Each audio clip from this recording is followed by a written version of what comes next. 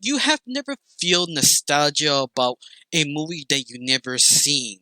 Yeah, it sounds a real question, but it actually, that's how I felt watching a Master Match. It's something that I sort of lingered back in my mind while I was working in my job, and something I do thinking about what can I do this week because there is sort of nothing to say for a few days. And I'm thinking, well, I can do another abandoned animated film that I do in between reviews that has nothing to talk about. Films that sort of got forgotten or really didn't have the money to promote, or it's not the big stable companies who had lots of monies and didn't want to promote some animated films, just throw it out just because to see if it can actually make revenue.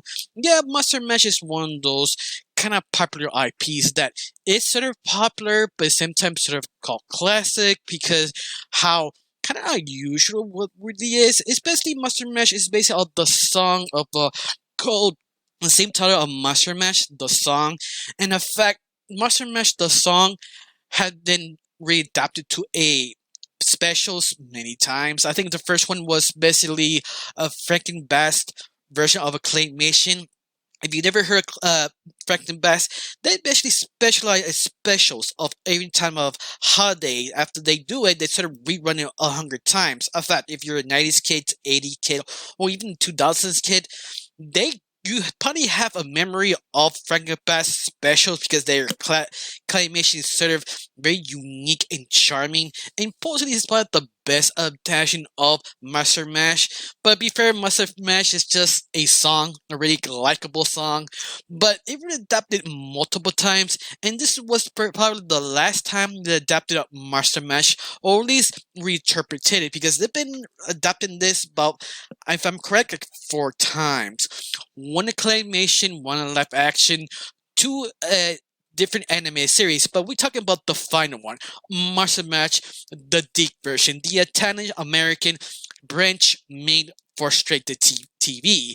And this one I wasn't sure what to expect because it's one of those that I remember very fondly in the commercials because it would not stop promoting constantly, especially you bought the VCR version, and the fact anything in between 90s and 2000s, you probably see this commercial.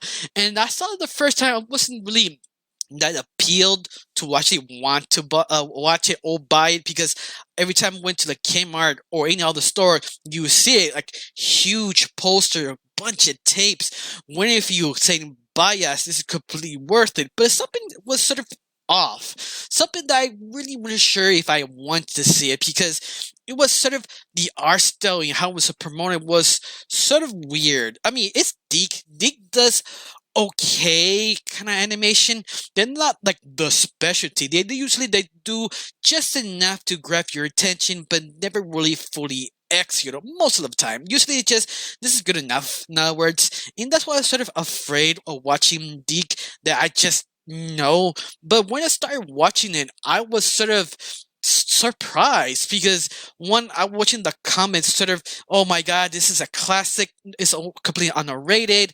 You know what? Why not? I decided to watch it, and you know what? I was surprised. It was really charming. Of course, this was a straight to TV special, and they had to do a lot of cuts, a lot of little tricks here and there to stretch out the story, or at least make it a way that is watchable but never break the budget. And they do a lot of shortcuts here and there because, once more, it's straight to DVD. What do you expect?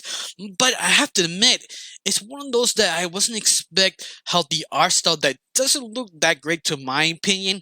But when you start watching it, you just like, whoa, this art style actually fully works. I think one of the biggest things about this is the fact is it's about the horror story, about these three main classic horror creatures like Dracula, Frankenstein, the werewolf, and usually they're the three most remembered next to the Visitor Man or Family Opera or etc. But I love that they actually went a little bit deep dive, but something sort of analysis of sort of horror films, especially how they explain in this movie how uh werewolf, Frankenstein, and Dracula, they became sort of handsome. It became sort of a kind of Halloween sort of entertainment.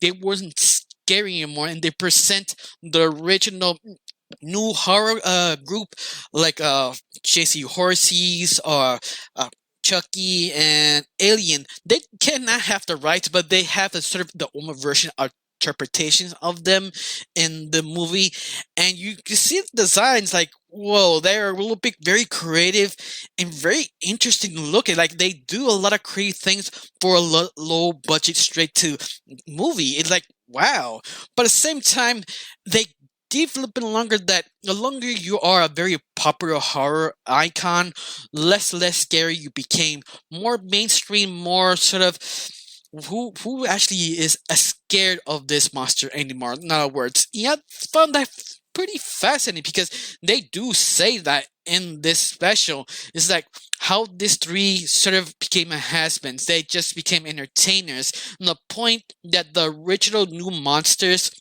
called them out and technically sort of threw them the wolves in the monster society, told them, yeah, these guys are basically ruining monster society because they're sellouts and not scary anymore. They just should be, you could say, arrested because the movie never goes very specifically what's gonna happen to them. They're just gonna be sort of fired or something. They say they will be banned basically, but they don't go in detail what else. But once more, I think that's one of the issues of the film because they have a habit sort of not really introducing complete the idea. When you introduce an idea like, oh, I'm gonna sue you, you see step by step, slowly understanding what the situation is. This one sort of skip a last step, but we go straight to the point. And that is sort of weird because you do feel kind of like a lead jag every time you see a little bit of, oh, there's something interesting, and it just sort of jump in the next scene, like, okay, I guess. And especially, it does not help is this film does something kind of weird that it's a TV movie and they have to edit it a strange way to fit the commercials. Every time you continue to watch a sort of scene, you felt it was sort of supposed to have something in between. Yeah, this because how it is. It's how they actually made it. But what's more, they sort of have a lot of comments about this movie that they have to sort of prove themselves to be a really horrible demons who can fear people away, show them why they should care, but also asking that question is why should you care this new horror icons? Why they should be this weird kind of empty side because there's some opinion in the horror community that the legacy characters are more interesting because they have a legacy, they have origins, why they're beloved, why they became who they became. In a way that is kind of interesting because they put out the new horror icons, they sort of cheap slock, and they're not lying, they are kind of, but at the same time, very good ones. But once more, they respond to the same thing in modern times because the most popular ones back then, the new ones would be JC Horses, Chucky, and Alien. Now in times they are more slocky than ever, more like they're not scary. They have the moments, but the new horror icons sort of repeating the same thing to this movie, what they trying to state out. And I thought that's sort of fascinating. Now, to be fair, this animated film has also a lot of issues, especially the first 10 or 20 minutes. It's like I was kind of put it on to see this character narrate to explain what's going on and understand the story, but the first 10 minutes feels sort of random in a way. They do a decent explanation, but it's something I wanted to turn off at the very beginning because I thought, oh, this was a mistake. This is not I wanted to go into, and you have to give it a little time to actually the movie actually starts. Even this movie have 55 minutes long. The first 10 to 15 minutes feels sort of stretched out. You can actually kind of make everything you need to do the first 3 or 4 minutes. But once more, I think because they did this because there was demands to stretch it out, or they just didn't have the budget and they trying to figure out to make it work. But after the 15 minutes, after the situation, they got called out on the monster side of the original monsters to to basically ban them. So you have a choice that you can be forgiven what you did if you just do one thing. It's basically scare off a family, a normal average family. But I can't really say anything about the family or comment on it because they're just so basic and simple. In fact, tad boring, but they will get a little while to understand who they are or how they work, just to understand their further family dynamics. But the whole point is this family must be scared about the original monsters. But with the time limit, they have 24 hours. After 24 hours, if they don't scare them, they actually get kicked out. And I think that's basically the most focus on about this special, is figuring out how these three legendary creatures to scare the family. And I love it. They actually don't point out how old the monsters really are. Like, for example, the werewolf in my favorite classic monster, that his hair became gray because how old he is. Frankenstein is not really dumb. He's actually is a talented, but not like a genius, almost like an average Joe. And Drac is basically Drac, sort of kind of old, kind of classic, kind of old man. But once more, all of them are just trying to make it work. Yeah, I kind of enjoy that because they do feel sort of underrated, feel belittled by the monster society people, and this is like our time to shine to make in points. You know, I love it the most is the voice acting. The voice acting make this show work very well because if you didn't hire the perfect voice actors to sell this type of characters, because it is on a budget, so if you get the right voice actor to sell the character perfectly, this be automatically a failure. And luckily for us, they did. They have hired great voice actors because I have never heard a Wolfman so groggy, so kind of like soft groggy, something like that sort of shonen type of character who are always angry. They use that type of voice of a Wolfman. And I just enjoy it. Just I not want to hear every time a Wolfman speak that way. That sort of kind of groggy voice. It just works so well. And Drag, it was the same thing. You see the original Dracula, you have that sort of European accent, and it always works. And Frank is kind of slow but still talented. And his voice works too. Like all of them just click. But I love it. You can kind of get sort of sympathetic about the group. They're trying to scare this family, but at the same time, they're not really that scary. But I love it. Even the father mentions, "Oh, back in my day, they were scary." And it's sort of scary to me right now. But once more, you compare to his son, the youngest one, that he sees them like, "Yeah, I seen horrible. I seen worse, more slack." And he actually compared to the new monsters and show like a poster of horror magazines. Like, yeah, they're more scarier, but at the same time, maybe too scary for me. And I love that sort of interesting dynamic ideas they throw out of this film because it's sort of interesting. I mean, it's very basic. They're just scaring the family so they get more a budge, in other words. Of course, this movie has a happy ending.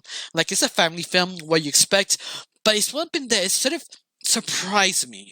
It has a lot of problems, but it also had a lot of charm to it. And something that I'm sort of surprised that they're not attempted to make a sequel movie or reboot or reimagine of this version because it has a lot of good ideas. Even the sort of this is supposed to be sort of a kid-friendly animated special, but when they're trying to be kind of horror based, they actually do deliver, and that is sort of interesting.